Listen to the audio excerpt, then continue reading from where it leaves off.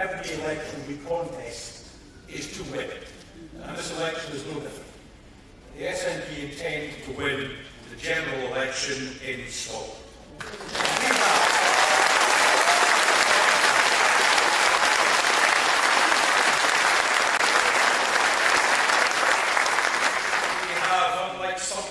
I'm told, a full slate of candidates and highly motivated activists. We will have a manifesto which is brim full of ideas and, above all else, a real purpose which no one else shares, to take our country to independence.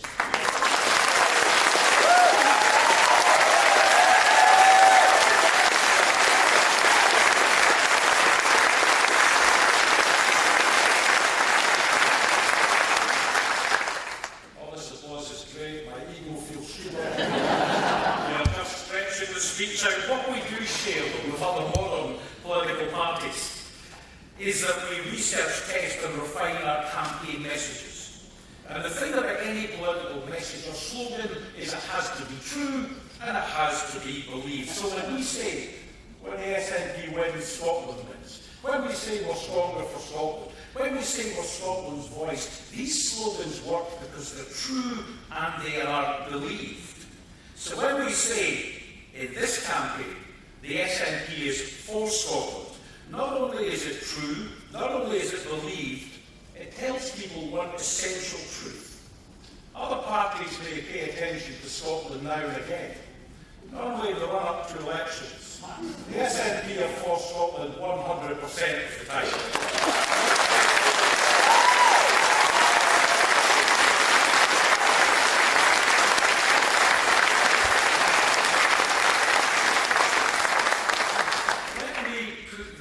Another way. John Swinney doesn't need to hire a private jet for a tourist day trip to Scotland. He simply has to step outside his own front door.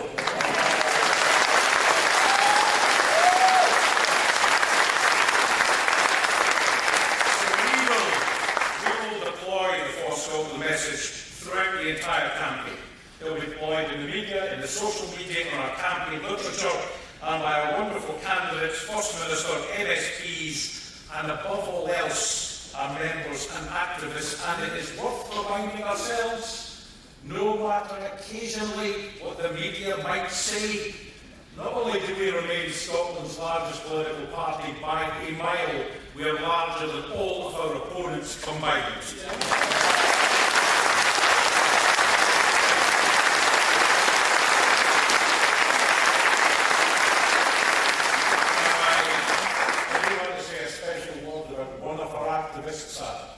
A certain John Swinney.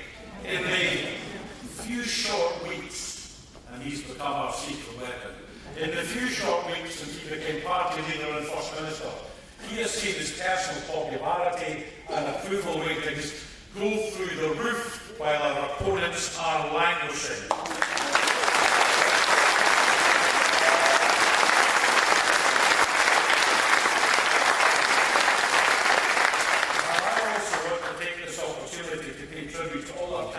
And our teams throughout Scotland. Since Rishi Sunak made his ill-fated and rather damp announcement that there would be an election, the party has hit the ground running with amazing, vibrant campaigns in every constituency, and I'll let my candidate friends into a secret and monitor your social media output.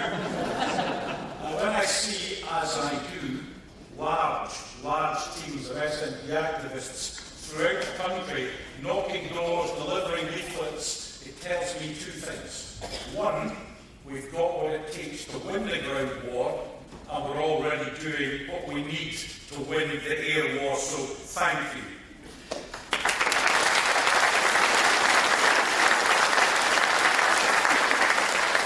This election must motivate our support in every constituency, to ensure that every independent supporter knows that the SNP is not simply for Scotland, but for independence, and that sitting this election out or lending your vote to another party risks setting independence back. That's important, and that's why the material available the support from our dedicated HQ team, visits from the First Minister, our brilliant social media operation, and events like this are all designed to motivate SNP and independent supporters to vote and to vote SNP. Let's be clear.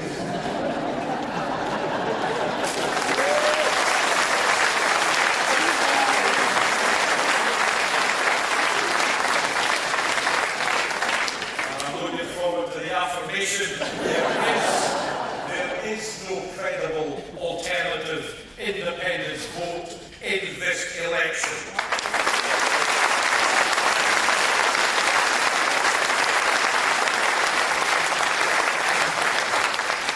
We're not just for Scotland, we're not just for independence, we're also for the EU, with our public NHS.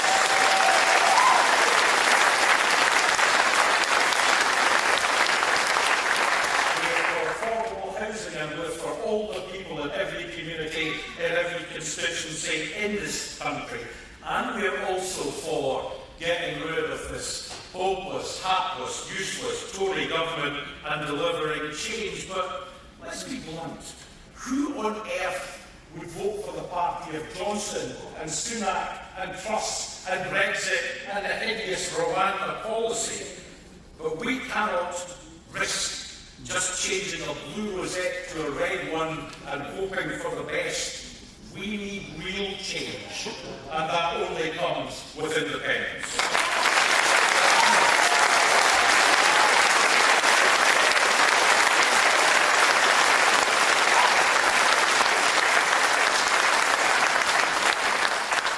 So let's ask the people the question. Does anyone really think that continuity here will deliver real change when he will dispatch his frontbenchers onto the airwaves to talk about privatising the NHS or keeping praise on Margaret Thatcher? Does anyone think that Keir Starmer will deliver real change on austerity or Brexit, on providing meaningful support to tackle the cost of living crisis? The truth is, continuity here just won't cut it and won't deliver for Scotland. We've had enough Tory policy that we didn't vote for foisted on Scotland. Whether that's delivered in the future by a Tory Prime Minister or continuity here makes no difference. Scotland needs and deserves better.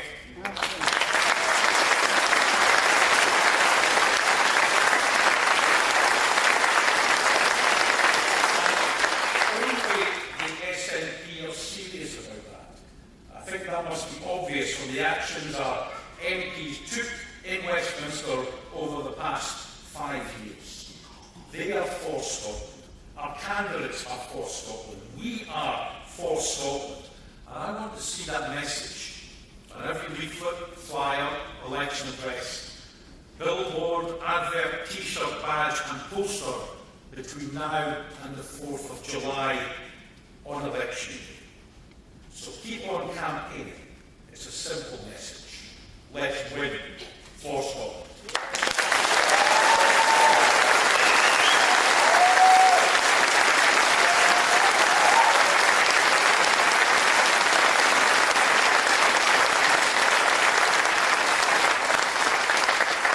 Now, keep things ticking along. Can I please invite up to the stage activist Charlotte Armitage.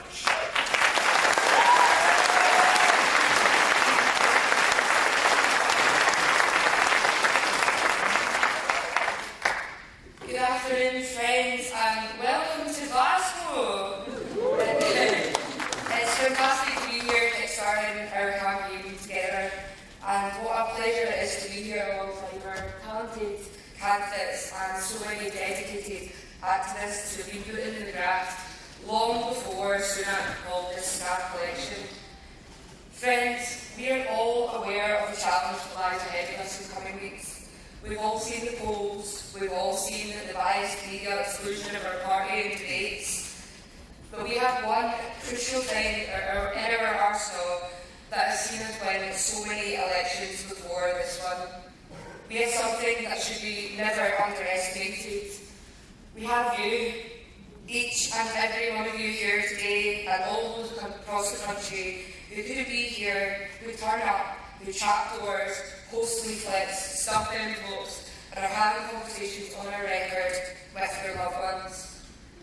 And we are in the fortunate position of being led by one of the most formidable politicians Scotland has ever seen. Friends, when John Swinney stood down from government last year, I tweeted that Scotland is a better place having had his leadership in office for so long. And the people of Scotland clearly agree, as he is the most popular political party leader in the country by a long shot.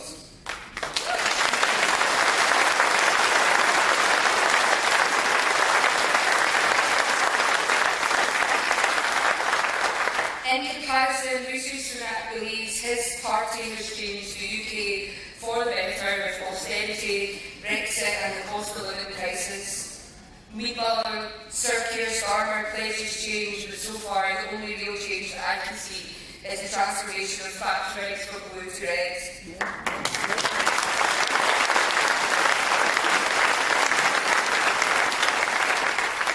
So you see, we have an advantage here. 10 years ago to this year, the unionist machine refused to believe that we could secure as much support as we did in a referendum. And look how much has changed since then. We proved them wrong then, and we will prove them wrong now. We will win this election, and we will gain our independence. And on that note, I am delighted to introduce to the stage some of our wonderful candidates: Katie Loudon, Stephen Geffins, Anna Kazar, Jacqueline Cameron, Naz Inizia, Salita Fleur, Hannah Bardell and John Nicholson. Thank you.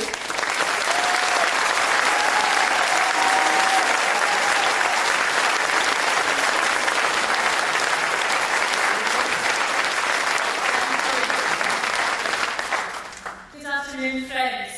Katie Loudon, representing the Rutland constituency.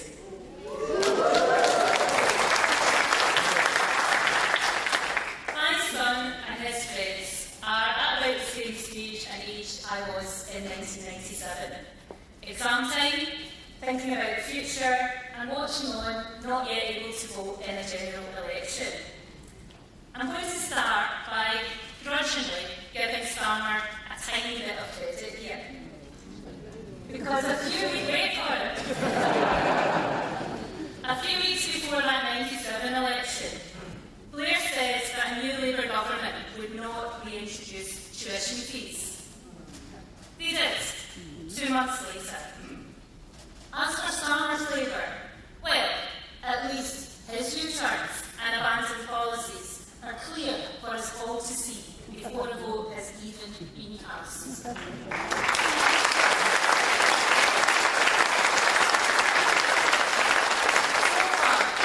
So far, we have refusing to bring an end to the abhorrent two-child cap, keeping outsourcing in our NHS, no new EU negotiations or freedom of movement, scrapping climate change investment, no more abolition of universal credit, and where's the nationalisation of public services? And I could go on.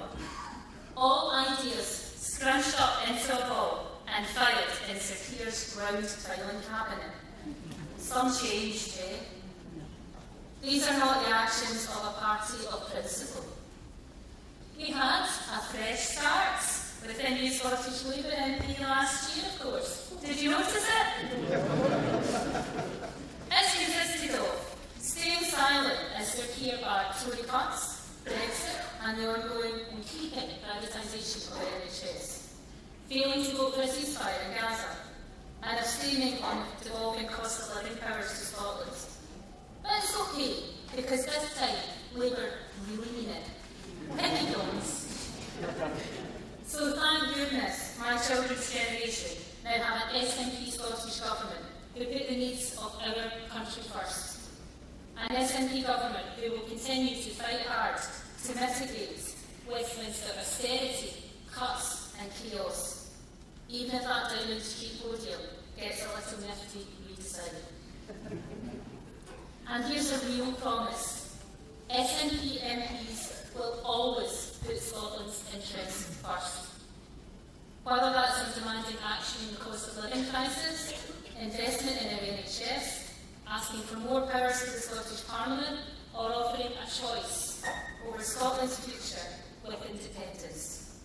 That's a promise all of our SNP candidates on the stage are standing on, and it's a promise that we will keep. Thank you.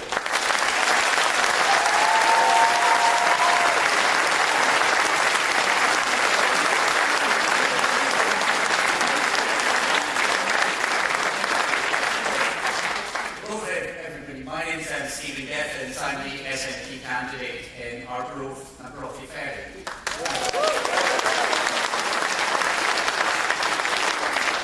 It's nice to be here with friends. Friends, I'm here to talk about the subject for the Westminster-based parties is the one that dare not speak its name. Yes, the subject of Brexit. Now, for every political generation and every parliament, what we should all aspire to do, regardless of the political party you represent, regardless of where you come from, is you can make things that little bit better for those that come after you than you yourself inherited. Nobody can claim that, given the hardest of hard Tory Brexit that's been imposed on Scotland and yes, elsewhere in the United Kingdom over these past few years. It's left us poorer, it's left us less fair, and at a time of crisis across Europe, it's left us more isolated. Now, I've no idea what's gone so right with a Tory hard Brexit that the Labour Party feel the need to embrace it. I've no idea what went right and what's made them change their minds, because let's think about a few things that people care about. It has made the cost of living crisis worse.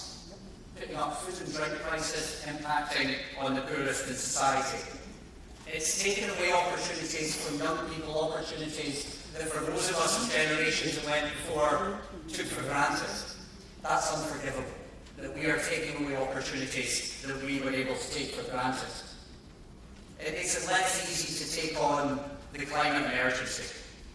Now, across Europe, political parties, even the most extreme right-wing political parties, are now turning away from a policy of leaving the EU because the UK's decision has been so calamitous.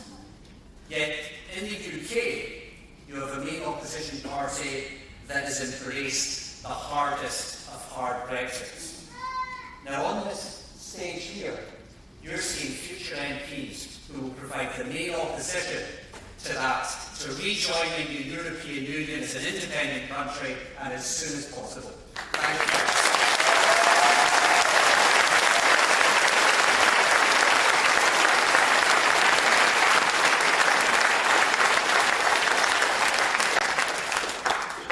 Good afternoon, I'm running to be re-elected as the MP for Airdrie Shorts, which I had the privilege of representing since my by-election win in May 2021.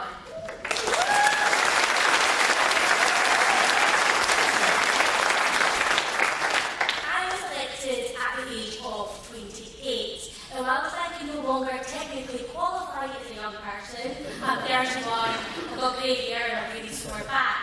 I often think about what kind of country do we want our young people to live in? A Scotland that is fairer, greener and more prosperous, or a country ruled by Westminster, where the Prime Minister is the richest man in the House of Commons and the gap between the rich and poor continues to widen? A Scotland that is a global citizen standing shoulder to shoulder with the oppressed, or a country ruled by Westminster that continues to sell arms to countries who break international humanitarian law.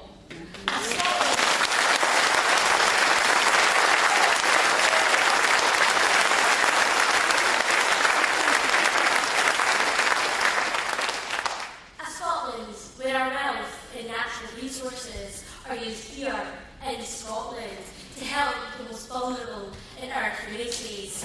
On a country ruled by Westminster, where austerity is at the heart of government, regardless of whether it's the Tories or Labour. A Scotland where decisions are made in Scotland, for Scotland, by the people of Scotland, or a country ruled by Westminster, hundreds of miles away. For 14 years, an entire generation of young people have been struck by Westminster austerity. And don't forget, the 2008 banking crisis was under the last Labour Prime Minister, and Labour Prime Minister before that dragged us into the legal war. This has meant that for many young Scots, the doors of opportunity have been slammed shut. In Scotland, with the Scottish National Party, we can choose to take a different path. One that rejects austerity, delivers positive outcomes, and most importantly, offers young people hope.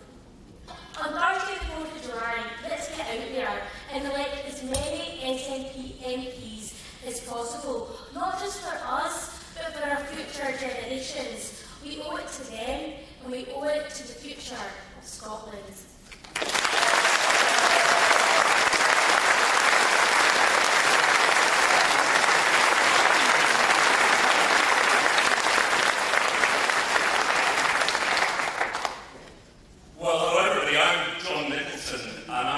In Alloa and Grangemouth.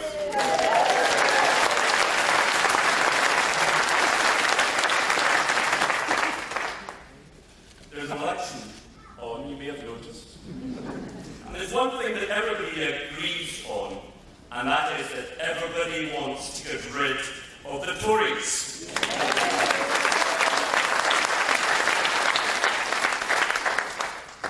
Probably including Rishi Sunak. Why else? 25 points behind. He can't wait to get off to his house in California and leave the whole sorry mess behind him.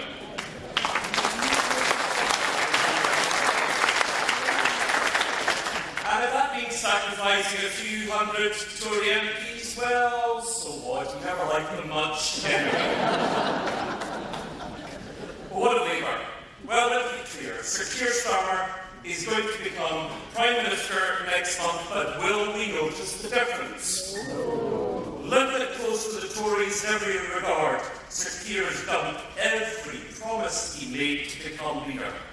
Sir Keir, like Rishi Sunak, now passionately supports Brexit, despite the mess. He's against free student tuition fees, he's against free prescriptions, he no longer believes in returning the utilities to public ownership. He thinks privatisation is a good thing in the NHS, not all of it, he says, just parts, of course. He refuses to reverse the rape clause, he's against Scotland's right to self-determination, and, like Rishi Sunak, he was disgracefully against an immediate ceasefire in Gaza, even as the slaughter of Palestinians intensified.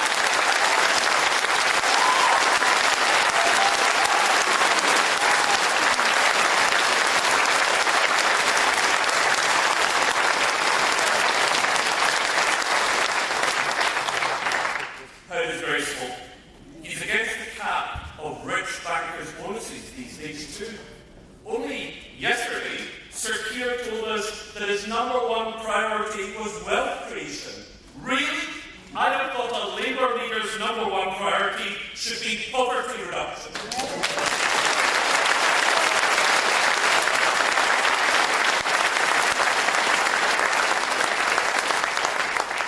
Well, he'll still be Prime Minister because England is now, like us, thoroughly scuppered with the Tories. He'll win a huge majority in England. Huge majorities lead to arrogant, distant governments. We all remember Blair and Iraq, don't we? Well, I think Scotland has had quite enough of arrogant, distant Westminster governments. Scotland hasn't altered the result of the Westminster election since 1974.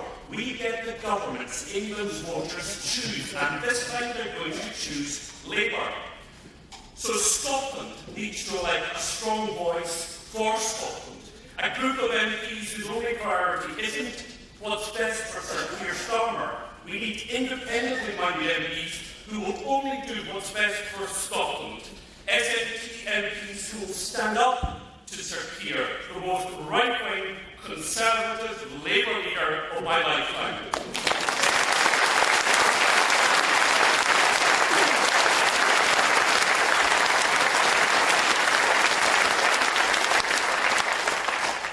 For England's voters, it's a terrible choice. Rishi or Sir Keir. Brexit or Brexit. Privatisation or privatisation. Sewage in their rivers or more sewage in their rivers. Big bankers' bonuses or even bigger bankers' bonuses. But here in Scotland, we have a better choice. We can control our own destiny, not make do, not put up, not listen to predictions of a false Labour dawn. We can choose to make Scotland an independent country back in the heart of Europe, and we owe that to ourselves and to our future generations.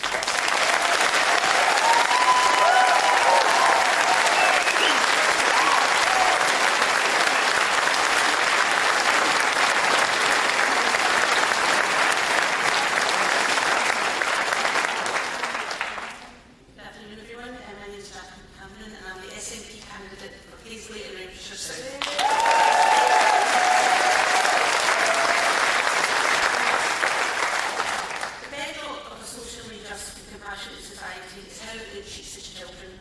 But right now here, in a broken Brexit Britain, there are more than 4.3 million children living in poverty.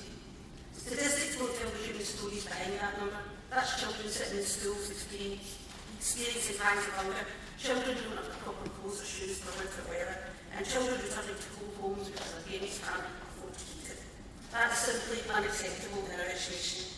The Child Poverty Action Group are clear that the two-child limit is a key driver of child poverty, and that is a political choice, but it's not Scotland's choice.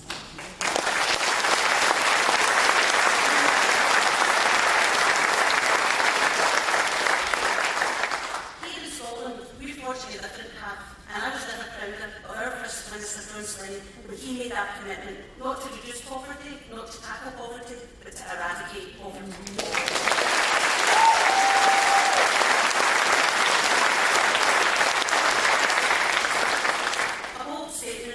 Scotland, we've already made bold actions to achieve that goal. When a baby is born in Scotland, the parents receive the baby box, essential items to ensure every baby in Scotland has the best start in life.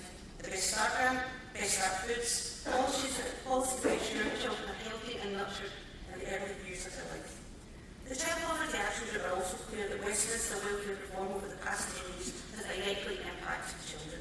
That's why here in Scotland, SNP policies are mitigating that wherever we can. The Scottish Child Payment, lifting 60,000 children out of poverty.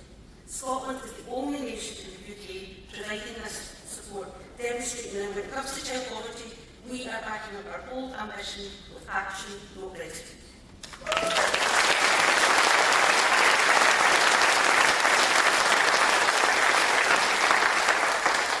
So what is the human story behind those numbers and those SNP policies? It means parents get support with early learning and childcare, children getting breakfast at the breakfast clubs, a free school meal, wearing a uniform just like their peers, using their free bus pass to go meet their friends, and in short, give the same chances that every child should have.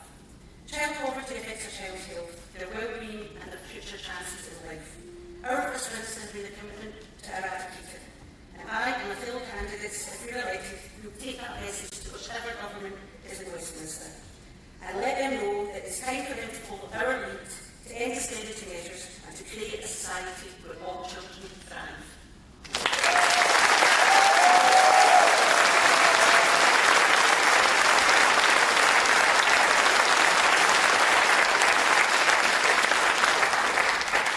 Good afternoon, my name is Naz, and I'm the SNP candidate for Northern Dollar.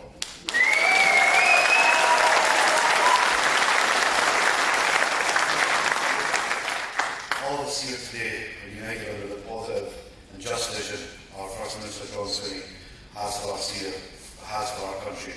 Serious times call for serious leadership, and that's at every level. We must all need to zoom in.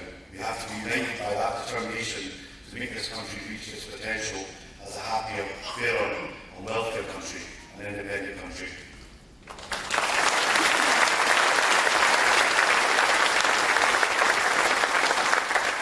And that's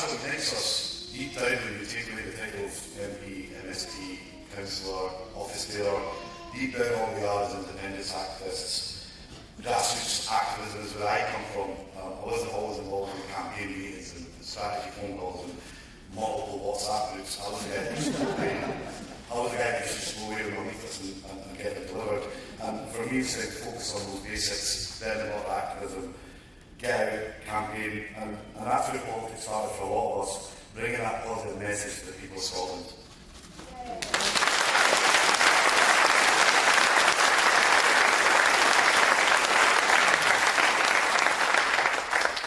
Listen, the other parties have got a lot.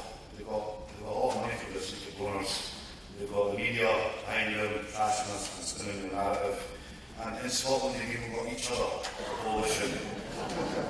We know the rule. It's anything but the SNP. It's anything but independence. The lines are blurred, and even our stories that they hold hands and play happy families and skip through the corridors of Hollywood. The one thing that they don't have is what we have. We're driven by hope. We're driven by belief. And a common cause for independent Scotland.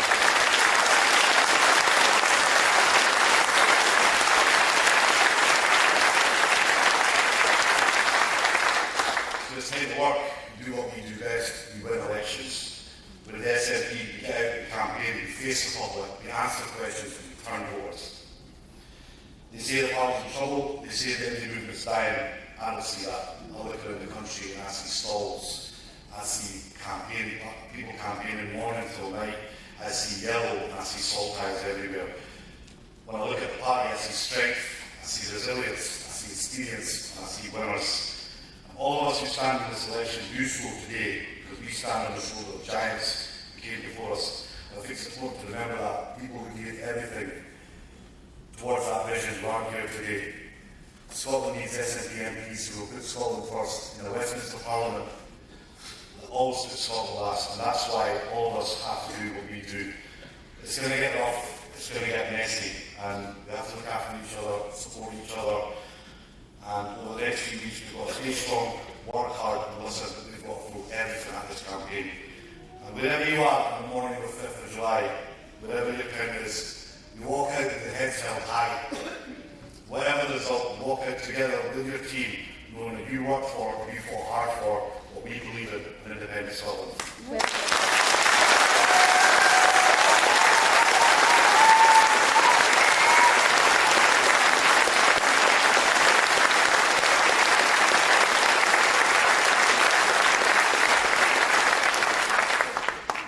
Friends, the real-time cuts to Scottish Government's budget by Westminster is having severe consequences across all local authorities.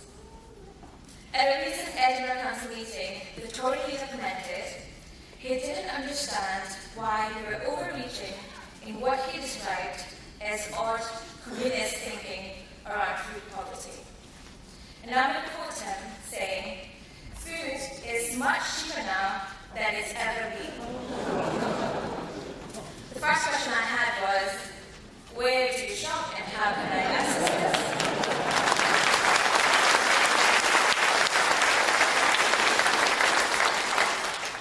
But B, how far removed from reality are you? People are genuinely struggling to feed their families. It's an insult to all working people to deny their reality and their struggles. Our mission to eradicate child poverty is the right one. The domino effect of not doing something will have greater consequences in the future that we just can't comprehend. Now is the time to accelerate our efforts. We have a clear fight in our hands for Scotland, for the next generation. Friends, my name is Lisa Kumar, and I am honoured to be a Westminster candidate for Edinburgh South. Thank you.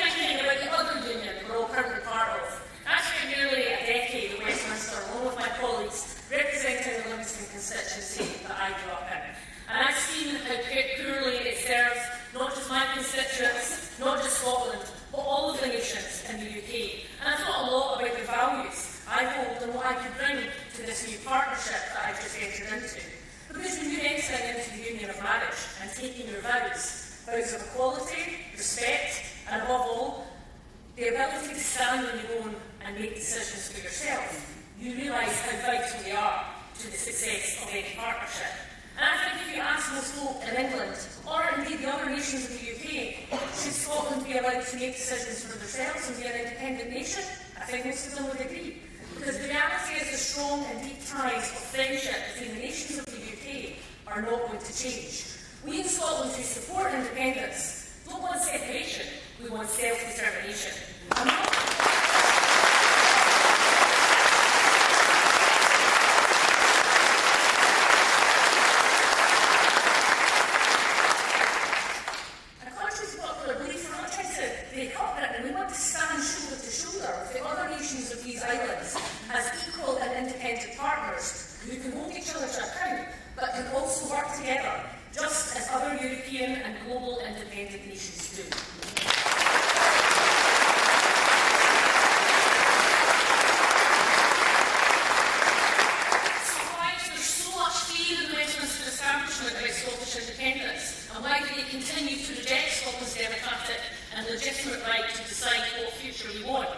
The truth is, Westminster will serve itself. A Westminster that gave us a contaminated blood scandal, the post office rising scandal, the criminal scandal, and is complicit in dropping bombs on innocent Palestinians.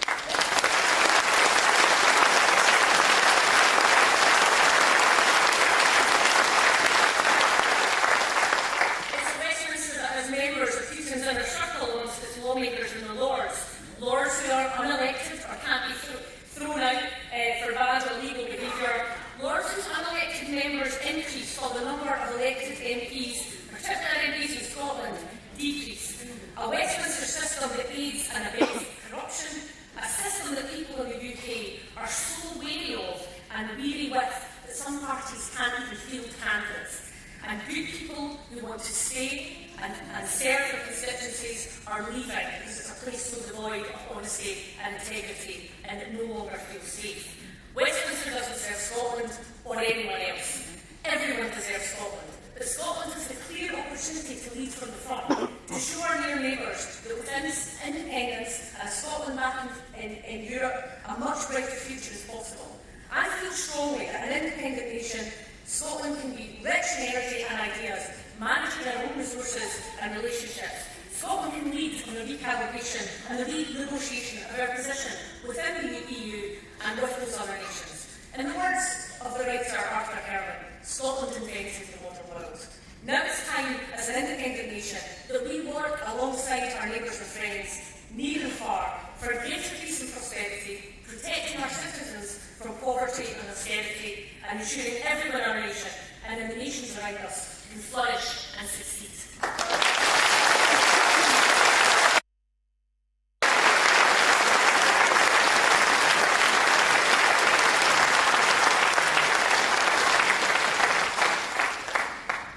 Friends, my name is I'm an activist based here in Glasgow.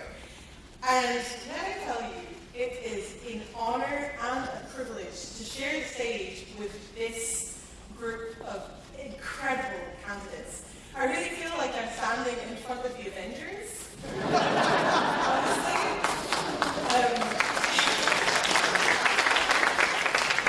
If anyone is going to bring the progressive, independent country that we all know we deserve, it's this lot right here. So,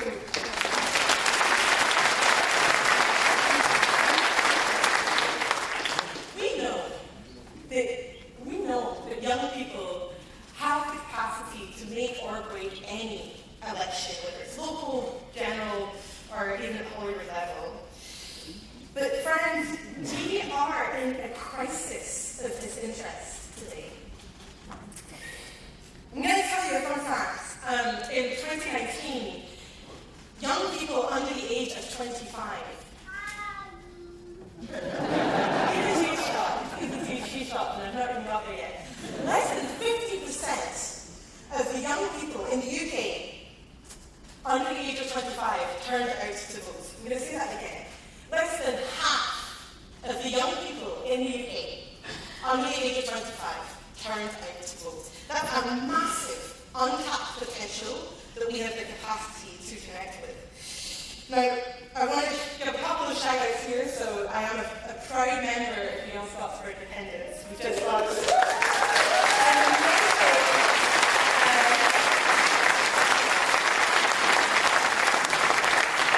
We've just launched an incredible TikTok campaign that's going really well. I also, so shout out to the team up there. I also partner with Sadie Matthews, the front here, to run Opera Politics, which is another TikTok account where we bring the sexy back into politics. Not that it ever left the first of yours, I'm joking. But I really want to shout out the digital team that we've got here, as well within the party HQ. At the end of the day, we are experts at what we do. We have been in government in Scotland for 17 years. And when you think about what we have achieved in that time, free bus passes for under 22s, free tuition for those who aspire to go to university, finding another country in the world who guarantees that for their young people. We've lifted 100,000 children out of poverty, and we have a responsibility to our generation to communicate those achievements to that untapped potential that lies before us. So, friends, with that incredible experience, I want to introduce another one of our party's heavyweights. He is a popular guy down in Westminster. He's done incredible things to, again, protect our country's interests. Everyone, please give a warm welcome to Stephen Flynn.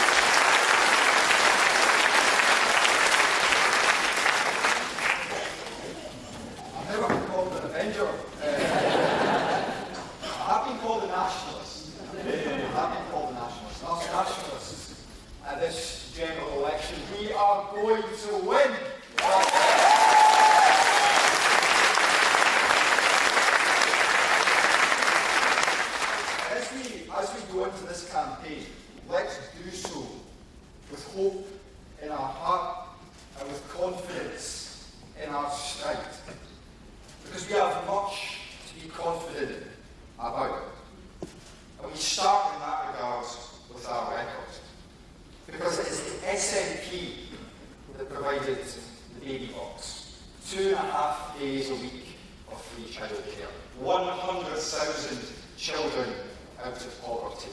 Free university tuition. Free bus passes for our young people. A nationalised rail service. No peak fares. A nationalised local service.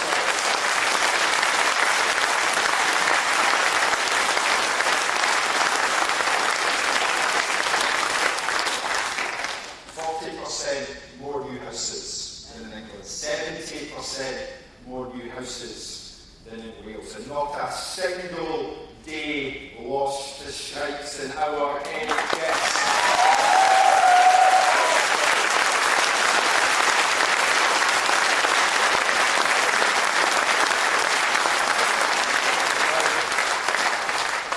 Now, friends, we have much to be proud of. All of that and so much more. But that is both the past and the present. And this general election is very much about the future. And for so many people on these islands, the overwhelming majority of people in England, they have no choice at all. As Peter Cunha, one of the founders of Màiri, you might have heard of him. Rishi Sunak knows all about our songs. He listens to it, belting into his ears on how to speak just the other week. He said in the last 48 hours that this isn't an election. This is simply a changing of the guards. That's what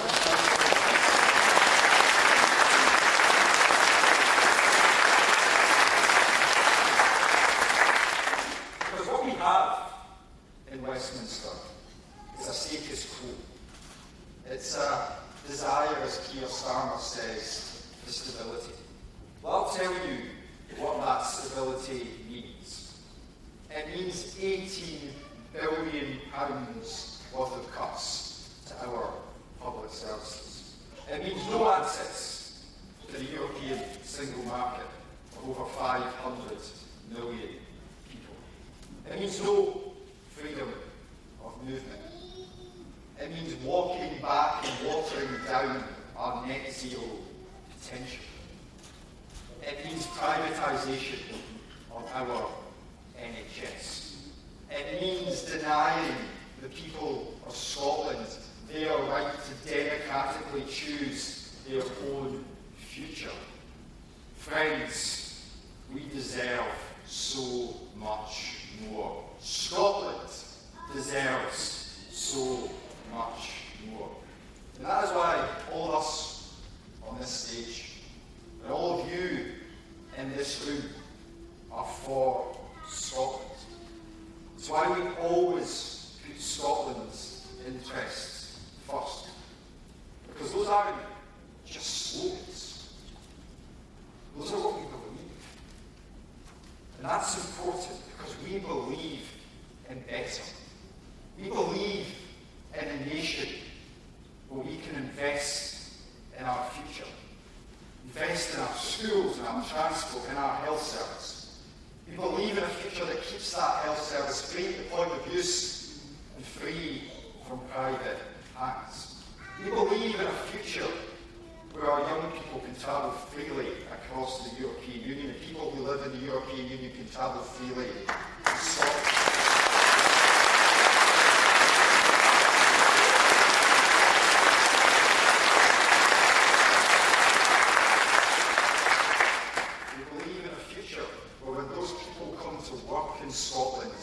They are as welcome now as they will be in the future, because they are the drivers, they're the glue that holds together our public services. They're the people that will drive the economic growth that our plethora of fantastic businesses want to deliver.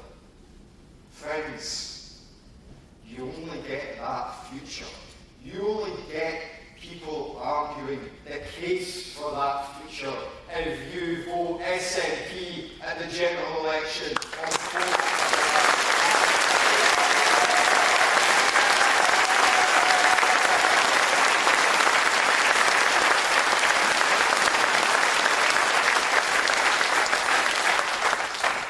Friends, there's one other thing which is of incredible importance to me, given my status as the candidate for Aberdeen South in this election, and that, of course, is energy. Because for decades, Westminster has squandered Scotland's energy potential.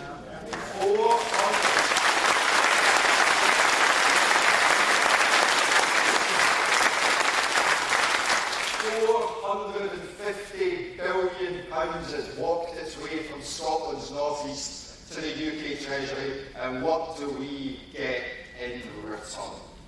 Well, let's not allow that to happen again.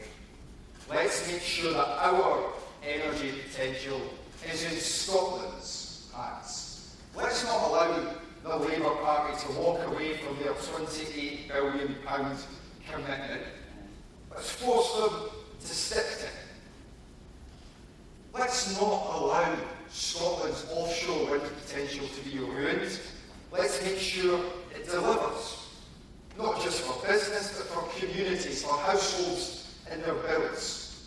Let's make sure that we develop and create tens of thousands of jobs to power Scotland's economy for the future. Let's not allow the Labour Party to scrap 100,000 jobs in Scotland at this general election. The prize, friends, the prize is far too big to simply give away to the Westminster parties.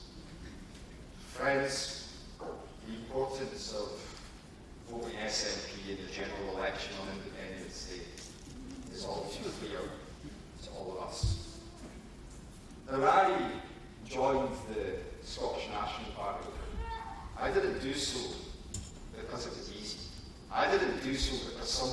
Scotland will be independent tomorrow. I did so because I believe in something. I believe in better.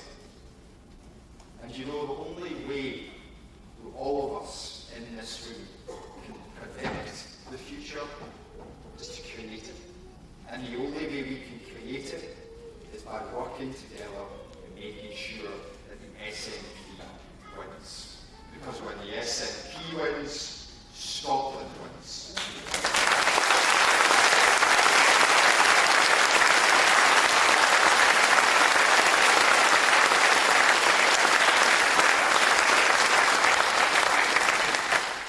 Friends, over the weeks to come, let's chat every door. Let's speak to as many people as we possibly can. And let's make sure that everyone right across the length and breadth of our nation knows that we are for Scotland. We will always put Scotland first. And friends, let's win together.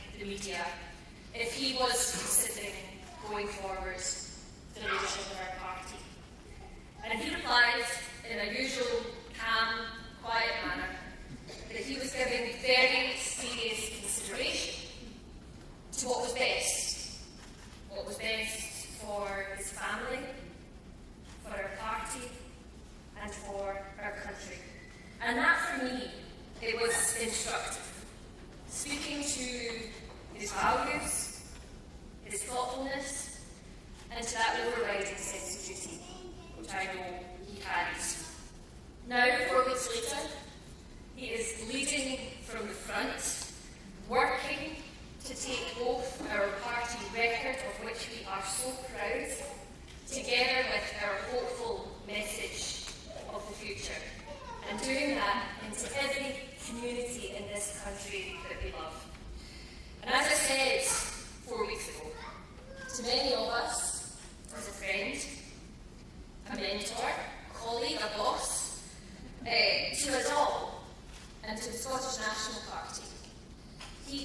among the most steadfast, loyal and unstinting advocates of the furtherance of Scotland's interests and of Scotland's cause to which we dedicate ourselves. Friends, please show your appreciation for the leader of the Scottish National Party, the First Minister of Scotland, John Swinney.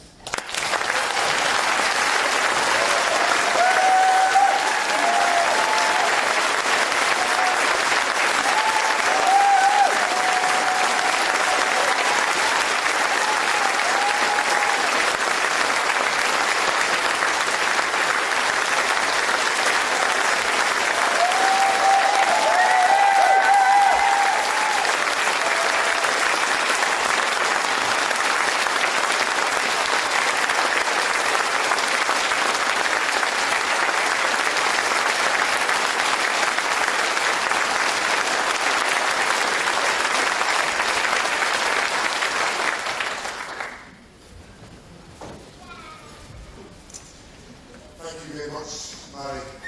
Friends, I think it's fair to say that neither you nor I really expected 4 weeks ago that I would be standing here as leader of the Scottish National Party and the First Minister of Scotland. But I hope it is for you, as it is for me, the loveliest of surprises.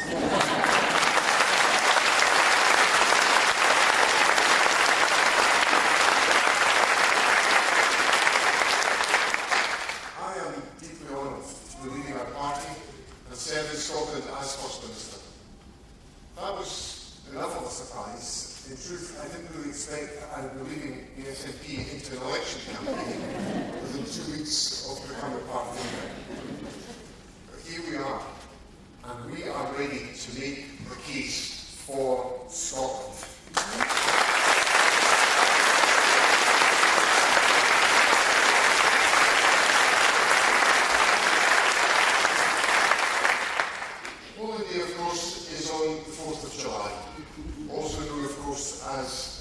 Independence Day by our American friends. It's a really good day for Scotland to follow suit.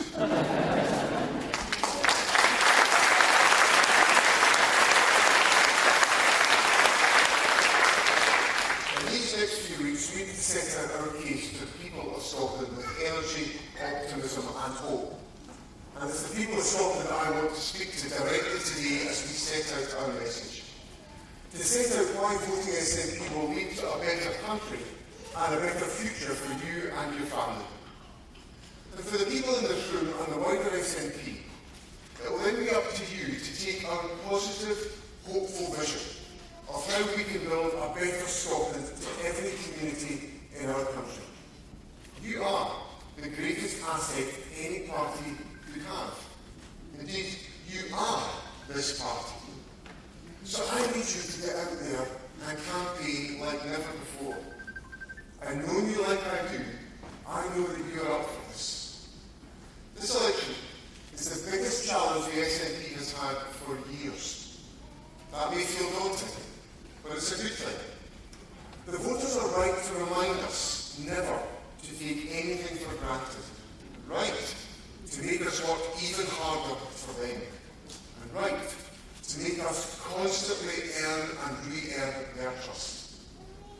So here today, as our first major party gathering since I became leader of this party, let me make this commitment to the people of Scotland. I am here to serve you all. I am here to work hard to win your trust and your confidence. I am here to give everything I have to secure the best future for our country.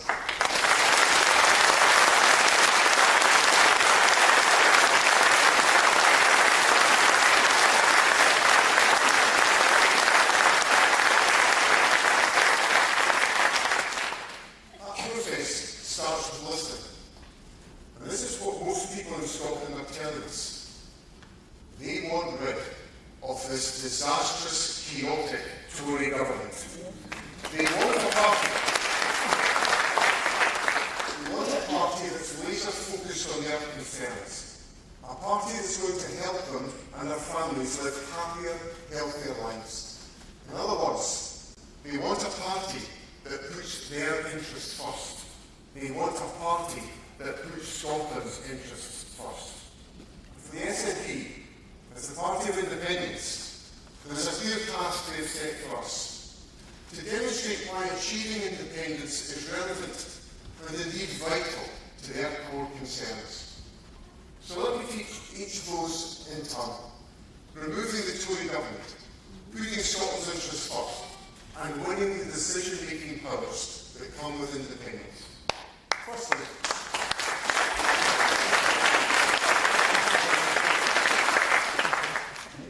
getting rid of the Tories.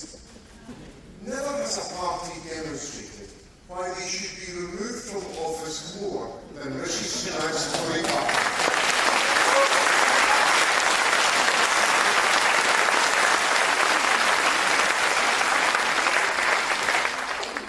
The latest reason in our desperate struggle for survival is to bring back national service. The national service the SNP is going to perform for Scotland is to remove this Tory government from office.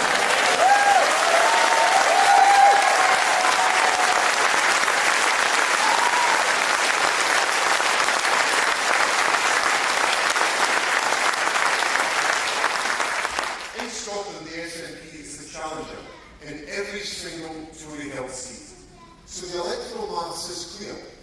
If you want Rishi Sunak out of Downing Street, vote for the Scottish National Party. To put it bluntly, across the UK, the Tories are on course for a huge defeat, a whiteout. Voters in England are going to send them packing. That is not in doubt. And that begs the question, what kind of change, if any, is that going to mean at Westminster? Now, I'm not saying that Labour are exactly the same as the Tories. They're not. But they are giving an awfully good impression of it.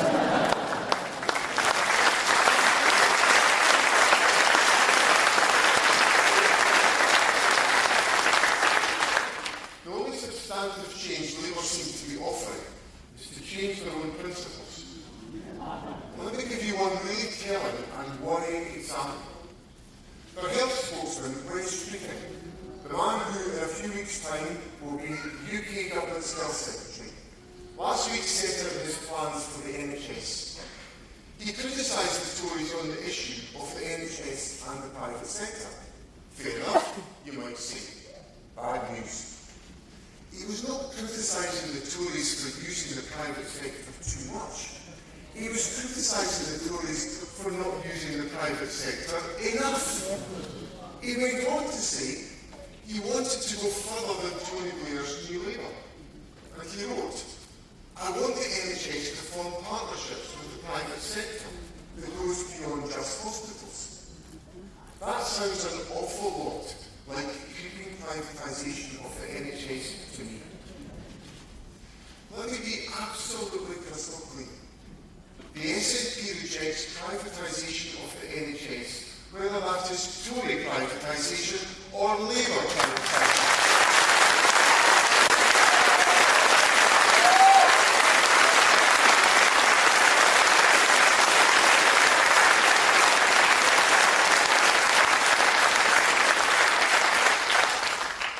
And this is why it matters to Scotland.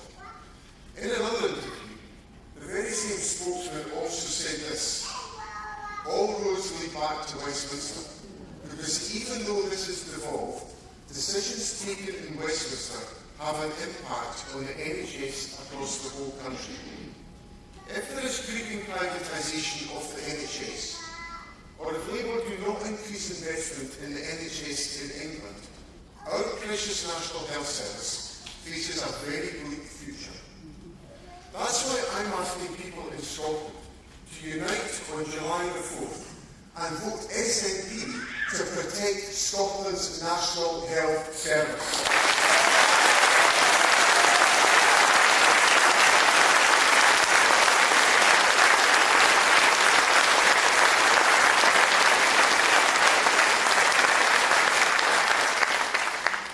Labour's tack to the right is designed to win votes in England. They don't seem to care too much about Scotland, though. They think Scotland's in the bag. What other explanation could there be to allow them to select a candidate who said this about criminal people smugglers? And I quote, why don't you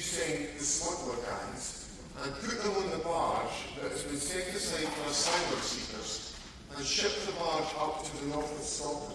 Who cares?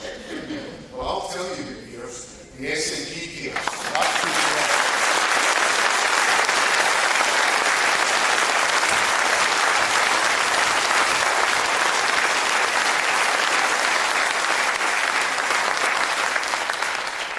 Labour certainly into office with MPs who don't care about Scotland. People in this country know, and they know this for absolute certainty. SNP MPs will always put the interests of the people of Scotland first.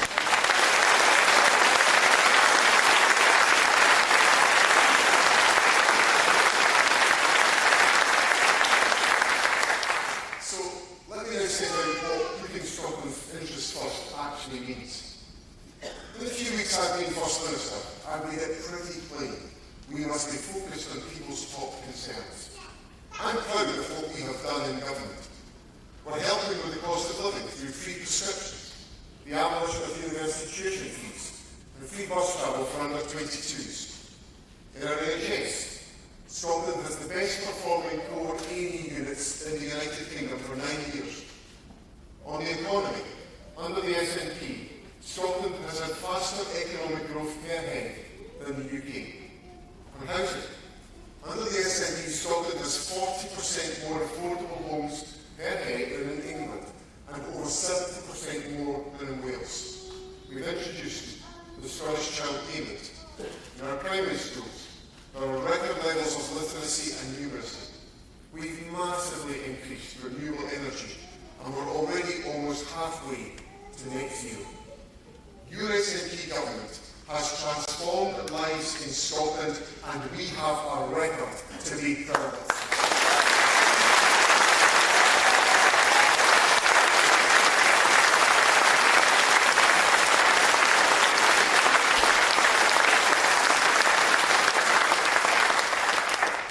So yes, we have been working hard, but I'd be the first to recognise we've got to do more to re-earn trust. That means more action. That's the task I've set my government. To help more with the cost of living, we're extending all-day off-peak rail fares. In the health service, we're investing £300 million over the next 3 years to drive down waiting times.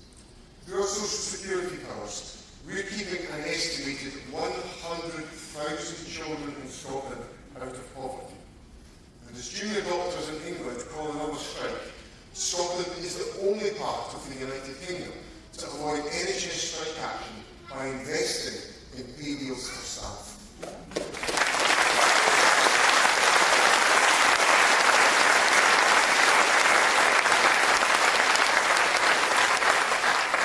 So this election, I'm asking you to vote for the SNP because we are focused on your top priorities, like the cost of living and the National Health Service.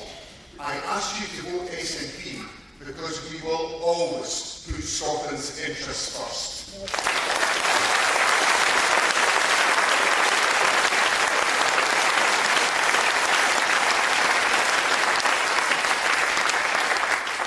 That brings me to independence.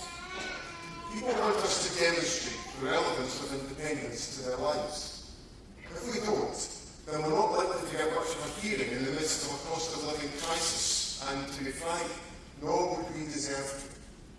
So when we talk about independence, we need to demonstrate again and again and again that we're talking about people's core concerns, like raising living standards and protecting the National Health Service. That laser-like focus on the daily concerns of people is our guiding star. Now, there are some people telling me to forget about independence at this election. You know what?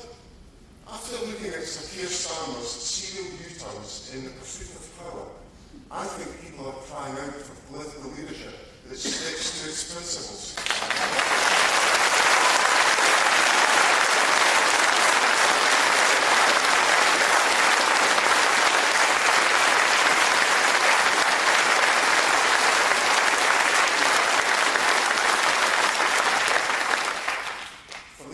For leaders who argue for what they actually believe in.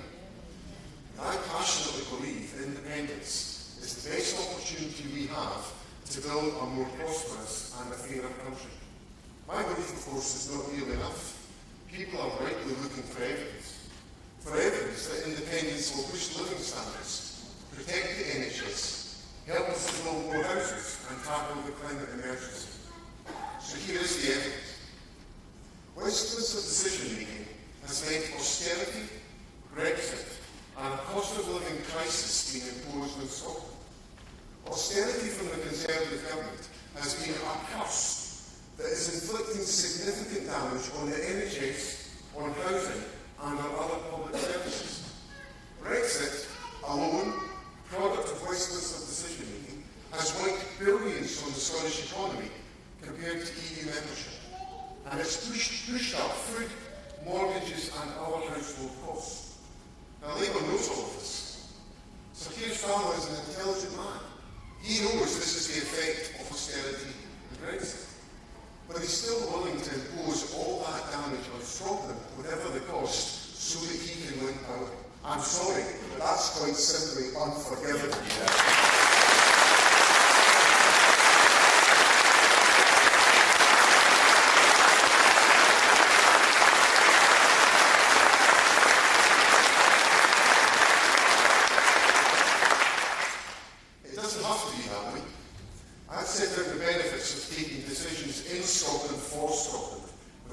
Powers of the Scottish Parliament. If we look at independent European countries similar to Scotland, like Denmark, Norway and Ireland, with full powers, we can see what is possible. Those countries are wealthier than the UK. They are fairer with greater equality. They have higher productivity and lower poverty. With all Scotland's resources, all our incredible renewables potential, all our brilliant universities, our industries, and above all, are people with all their talents, then why not Scotland?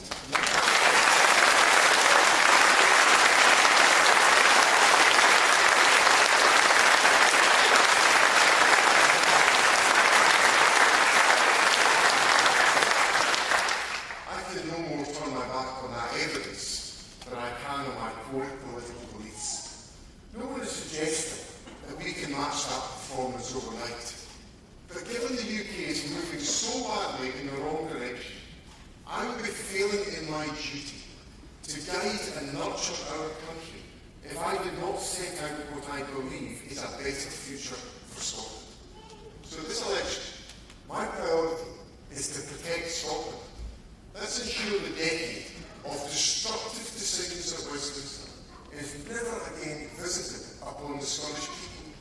I ask people to vote SNP so that decisions can be made in Scotland for Scotland.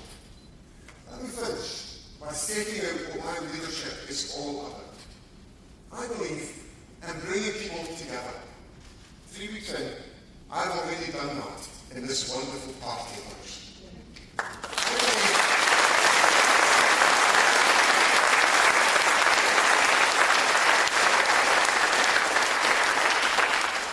I believe in a politics of persuasion.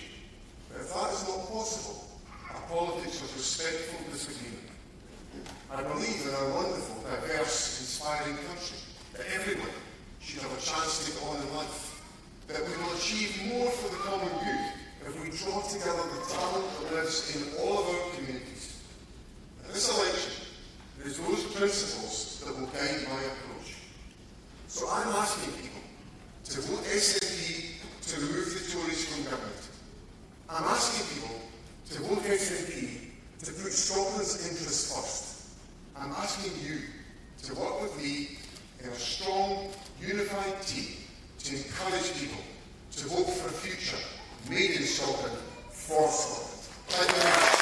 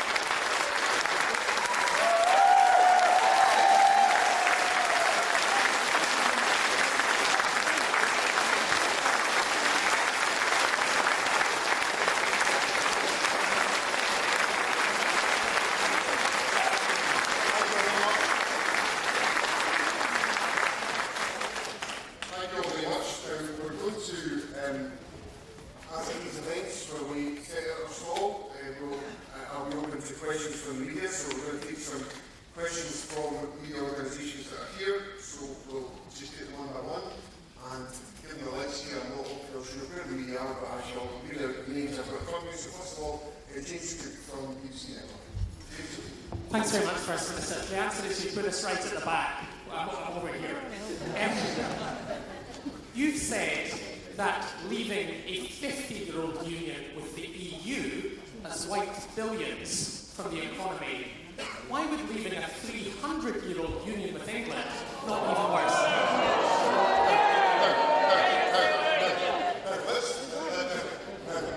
Before we go any further, I just said I believe in open debate and respectful decision.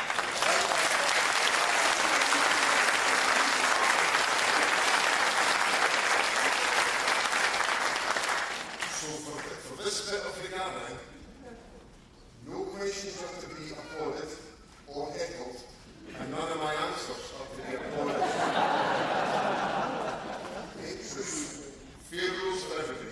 James, would you start again, please? And you'll be heard in silence, Okay, that's kind of you, First Minister. It struck me as quite a reasonable question, if I'm honest with you.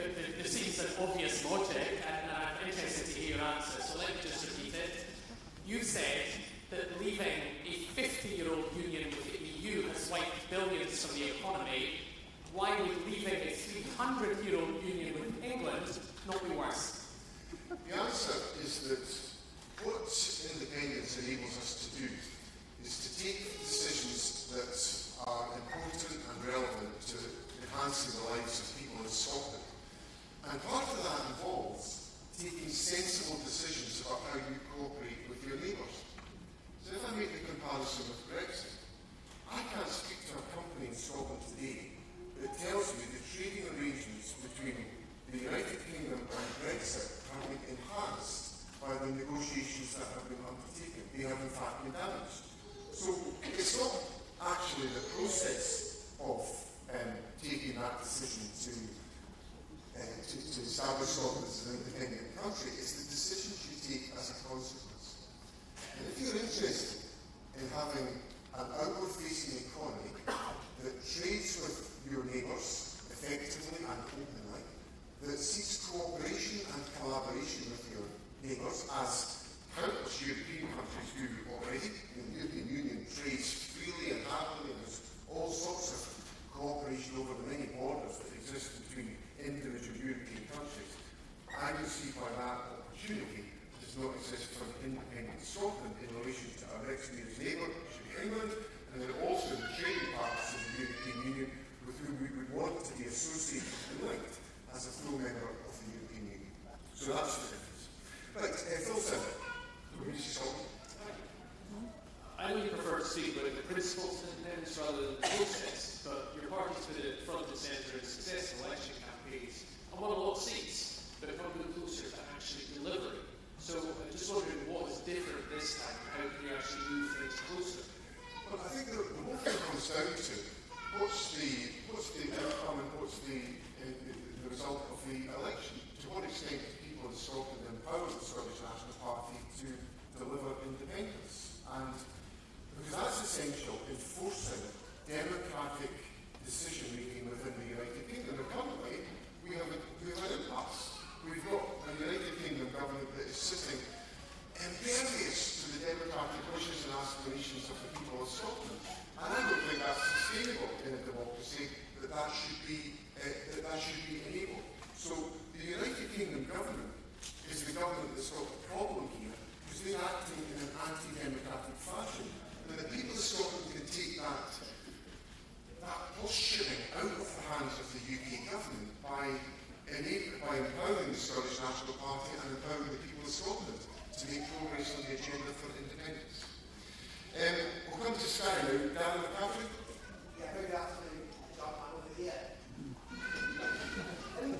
Today, the SNP accused Keir Starmer of directly harming Scotland with his pledge to reduce migration. But surely, as the Scottish National Party, you would agree with the sentiment that businesses should put the priority of hiring Scots first, that Scots should be front of the queue when it comes to jobs here in Scotland. And second of all, you've been quite honest and frank actually about some of the difficulties the SNP would face during this election. But what does winning look like for the SNP in this election? Are you, as Stewart Hosie suggested, going to be the largest political party by a country mile still on July 4th?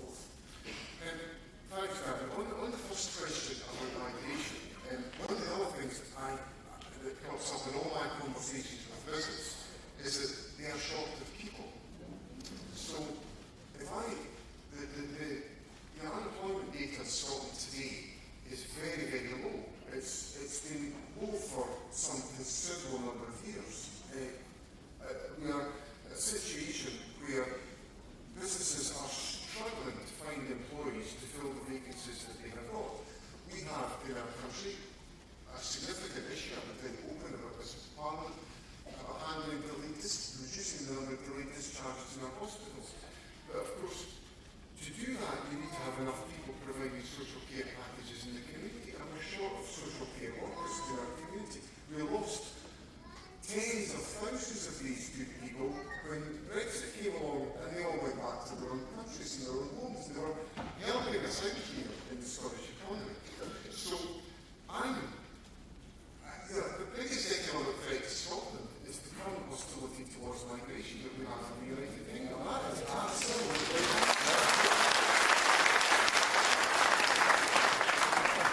say no applause. However much you like it.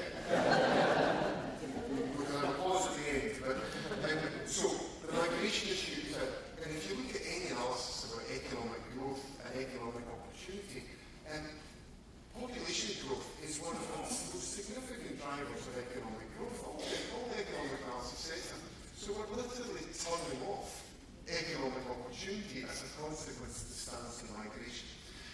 And in relation to your second part of your question, Dan, about what's the outcome like for the SNP? Well, I want the SNP to be the largest party in Scotland after this election. And I want to make sure as many of these fine people behind me are elected to do exactly that. Right, Alex Thompson from Channel 4. Alex. Good afternoon, First Minister. Why are Labour doing so well in Scotland?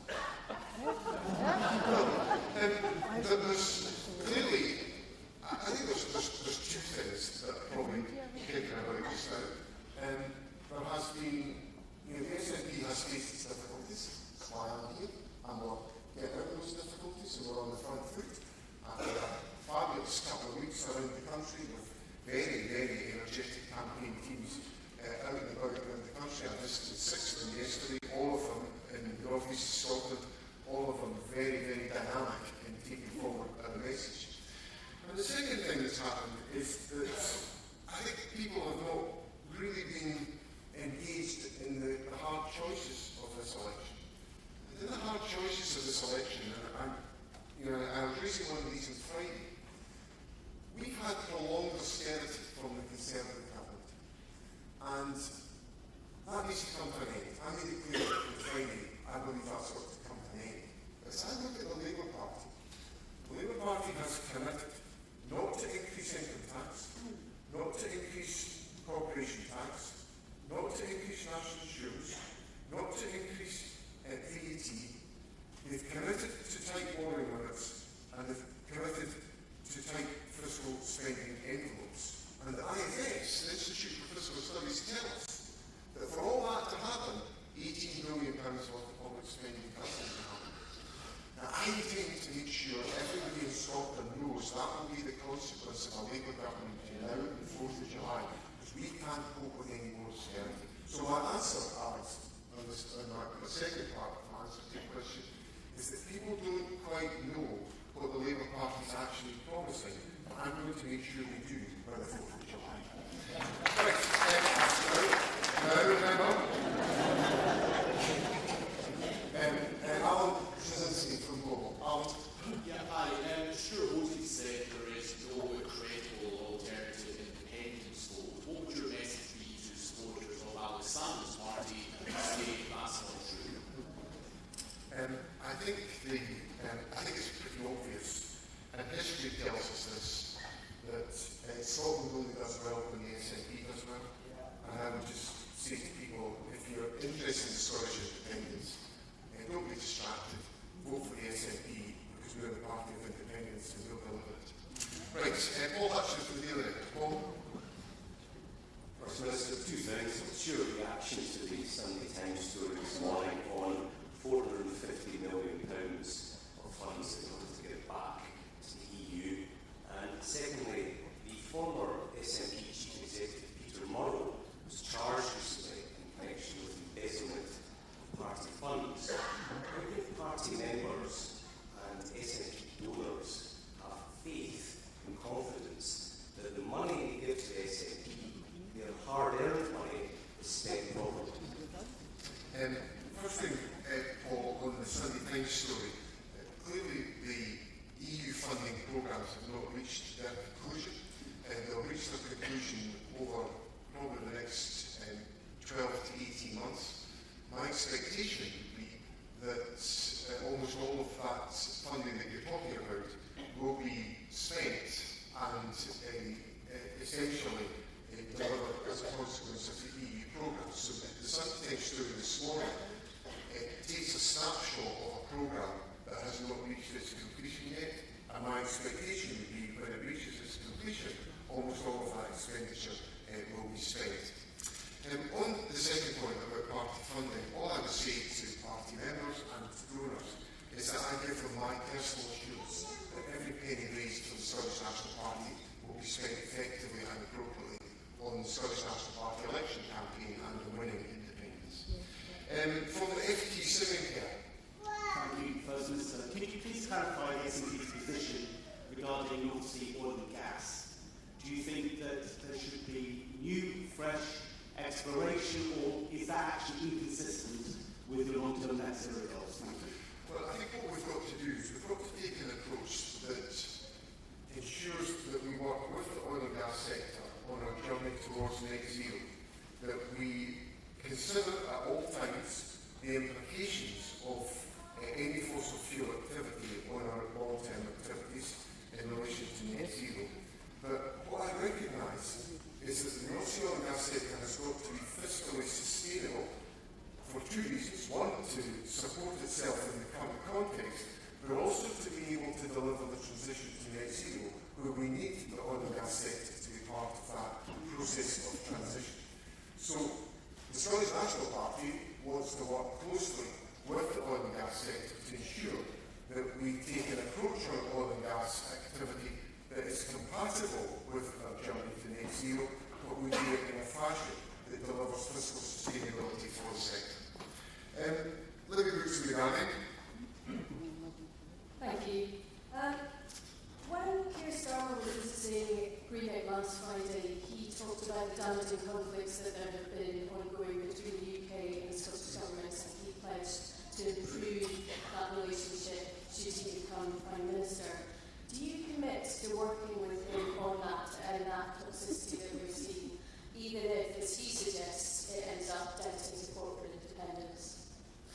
Well, I've been engaged in intergovernmental relations with the UK government for many years, and I've had many occasions where that has been successful and constructive, and many where it's been difficult and we've not been able to get agreement. But for most of the time, that's been a reasonably respectful environment. I would actually say that my experience of the Brown government, the Cameron and Clegg government, following Cameron government, and the Theresa May governments were generally on issues that affected people's lives pretty constructive. I have to say, so I was part of those discussions, and I thought generally a pretty constructive environment. After the arrival of Boris Johnson, intergovernmental relationships I would essentially describe as disrespectful. We didn't change, they did. So if Sir Keir Starmer is saying, should he become Prime Minister, that he's keen to have a serious, mature, respectful engagement with the Scottish Government, he have absolutely no issues with me, a serious player when it comes to these negotiations. I did, after all, manage to negotiate a fiscal framework which was enormously beneficial for Scotland. So I'm interested in serious negotiation. But I also know what disrespectful relationships look like, and they've existed since Boris Johnson walked into 10 Downing Street.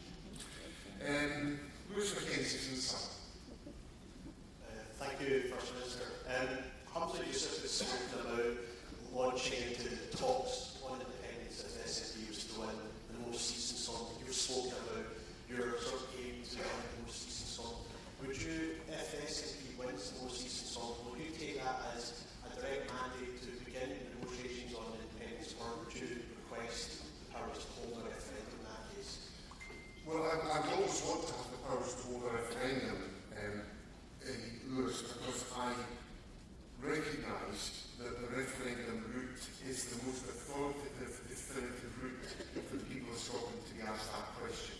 I think it was well established in 2014, so that's what I would want to ensure is the case.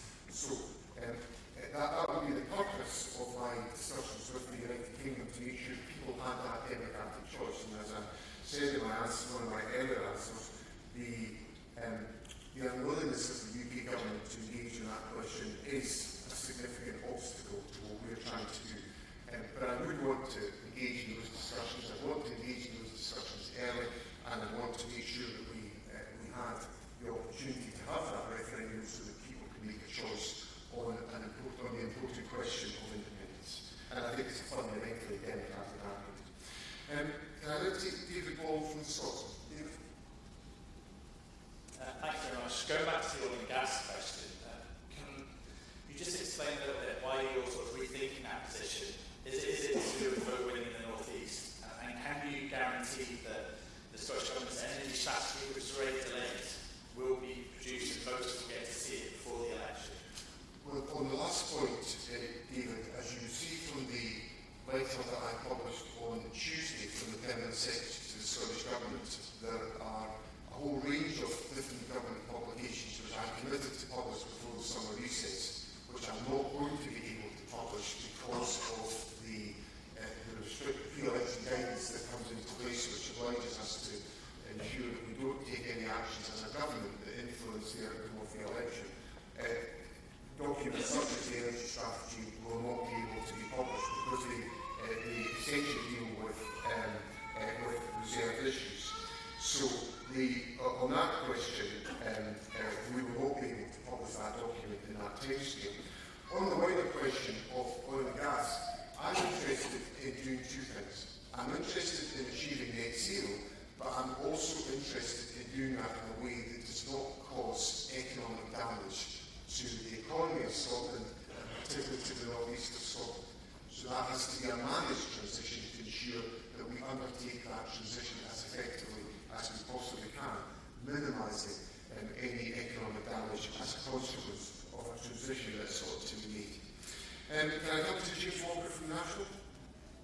Thank you, First Minister. I'd like to go back to Keir Starmer's pledge to cut net migration to the UK. What do you think about his rhetoric, the control our borders, British jobs for British people-esque rhetoric? I think it's playing to a particular audience, and it's not one that exists in Scotland. And that's what I think about it. And I don't think it's discussion. I don't think it's language that helps us, because as I've mapped out in my earlier answer, all of the issues of population growth are central to how we perform as an economy. And I want the Scottish economy to thrive. I want there to be more economic opportunity. And I want to make it possible to address the difficulties and the challenges that business face. But when a business sits in front of me and says, we can't recruit enough staff, I'm kind of limited in what I can say to them, because we're at almost full employment, we're very low unemployment, and we don't have other people who can contribute. But migration helps you, that's how economies grow. So I don't think the language helps us, either in terms of our view of the world, or also in terms of the economic opportunity. Can I now come to Jess North from the Daily Mail? Jess? Hi, First Minister. I just wanted to reference a poll that came out this morning. 59% of Scots think the independence argument has not moved on since 2014. Seeing a lot of your candidates for independence front and centre, I'm wondering what more they could say that has already been said to convince the general public. And also, your opponents are calling this a desperate relaunch. Now, correct me if I'm wrong, but is this the second or the third campaign launch that your party's had this year? Well, let me just talk about the first point. I think what I've tried to do so far in this election campaign is to illustrate, and this is the direct answer to your question, Jess, about the arguments for independence. What I've been trying to do over the last couple of weeks is to relate independence to the everyday lives of people in Scotland. So let's look at the three decisions I've highlighted today, or the three factors: austerity, Brexit, and the cost of living. Austerity cuts to public spending, challenges in having enough money for our health service and to cover the needs of the population. Brexit, every company finding it difficult to do trade with Europe as a consequence of what's happened. Cost of living, every household suffering because of hyperinflation presided over by a government in the United Kingdom that got it all wrong, higher interest rates because of Liz Truss's gamble with the markets, and all the rest of it. ABC, austerity, Brexit, cost of living, all of that has been inflicted on Scotland by a Westminster government, and it doesn't have to be like that, because we could take our own decisions to prioritise the choices and investments necessary for Scotland, as we have done about eradicating child poverty with child payment, or early learning and childcare, where we've doubled the provisions since we came to office, or where we've significantly invested in new infrastructure in our country. The first trains came out of Leaving this morning on a new railway line built under the SNP government. I was up in the north east yesterday, the Aberdeen Western Peripheral route, and we drove up that yesterday, and promised by every government of every colour for 40 years, but delivered by the SNP in the north east of Scotland, transforming the economy. So we can deliver, we can take the right decisions here in Scotland, but if the powers lie in Westminster, we're liable to get more of the standard of decision making, if I can call it that, of austerity, Brexit, and the cost of living.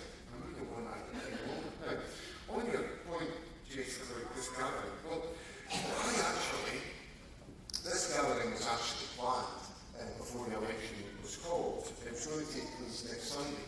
And what it was originally scheduled to be was the first opportunity for this wonderful party to see its new, fresh-faced young leader. More importantly, to ask him questions, which we're going to come on to do in a little bit of time. Because I promised I would make sure that the effective internal democracy in this party, and that's what's just about to happen, or the first stage of it is about to happen. So folk can muck around with whatever terminology you want about what events are what and all the rest of it. This is a gathering of good, solid folk who want to work together to achieve success for the SNP and Scottish independence. It's lovely to see you all. Right.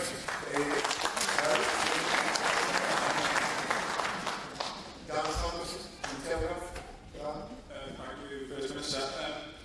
Don't you have a bit of a cheek to tell people to vote SNP to protect the NHS? Just a few days ago, we found out that waitlists spiraled to a record high. And also, those 690,000 people that are on waitlists, why would they welcome more private sector investment if it then actually gets you quicker? Thank you. Well, see, I suppose the question, Dan, is answered by the way you speak it. Because it all goes back to London. It's all about, so let's look at all this, right? We've passed on all the landed consequences to the health service in Scotland that have come to us from the UK government. We've also, various ministers from the Cabinet and government, taken decisions over a number of years to ask people in Scotland, high earners, to pay slightly more taxation than they would pay if they were in the rest of the United Kingdom. And that's resulted in us now having £1.5 billion per annum more to spend on public services in Scotland, which a large proportion of which is going into the National Health Service. So we're actually taking the hard decisions to expand health expenditure because we recognise it's necessary. We're passing on all that's coming to us from the Westminster government, but it's not addressing the needs of people because the answer to your question, Dan. It's all about recognising that austerity is now punishing us, and it's a programme that's been inflicted on Scotland by the United Kingdom government, and we've got to bring that to an end. And I fear, from all that I'm hearing from the Labour Party, is that austerity will not just be continued, the Labour Party is going to put austerity on steroids, and that's damaging for Scotland. Right, the last question is from Lucy Dunn from The Spectator. Lucy. One quick question. Is Nicola Sturgeon a helper hindrance to the SNP election campaign? Well, I very much welcome Nichola's participation in the election campaign. She was out with Anne McAllan in Glasgow North East yesterday, and I know from the feedback I've had, she got a great welcome from members of the public, and it's a campaign that's welcome in the Scottish National Party. Can I bring the question to an end here? Thank you all very much for your courtesy towards journalists. It's what we should deploy at all times. Thank you very much for your attendance in this formal part. We're going to have a bit of a Q&A when we've got a chance to speak to each other face to face. So thank you all very much, and thank you to the media for coming along today. Thank you very much.